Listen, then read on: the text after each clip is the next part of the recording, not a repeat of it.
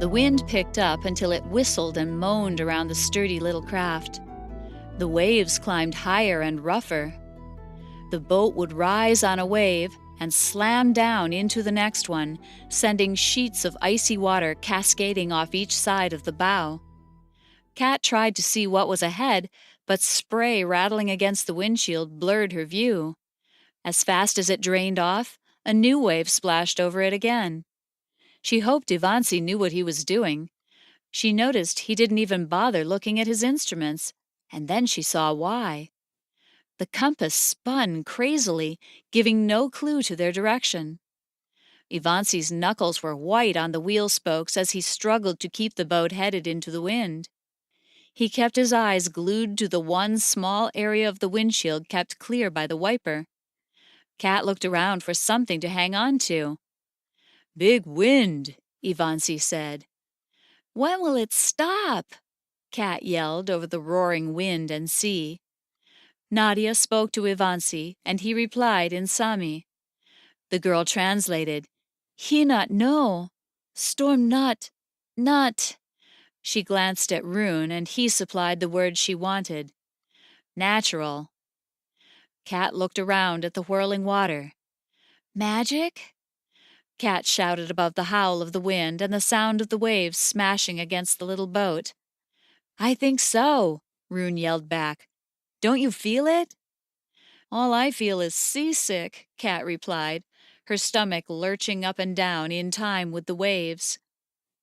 Kat looked toward the stern and her father's ice casket. To her horror, she saw how it lay at an angle instead of straight across the boat. One of the cleats tying down the blocks started to pull out of the top rail. She waved at Rune and pointed.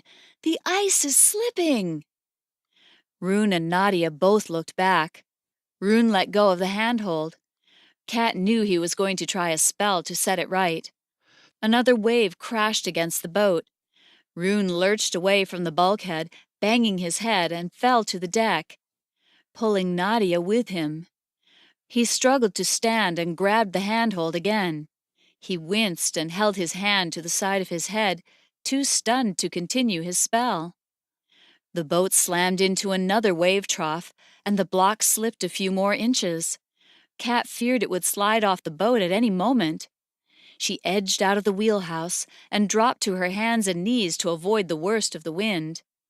Ivancy glanced in her direction. "No, stay!" he shouted.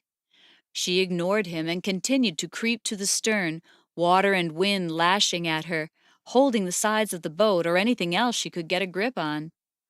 "Don't, Kat! You can't do anything about it!" Rune yelled. With both hands occupied, keeping himself and Nadia upright, he was unable to stop her. She looked back at her brother and saw the desperation in his eyes. "Got to try," she whispered, knowing the howling wind would whip away any words she spoke. She reached the closest line holding the ice.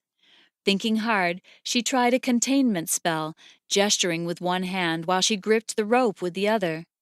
The ice slipped again, tugging her to the back of the boat. The rope burned her hand, and she shut her eyes against the stinging salt spray. A huge wave hit, and Kat flew through the air, following her father's body into the angry sea.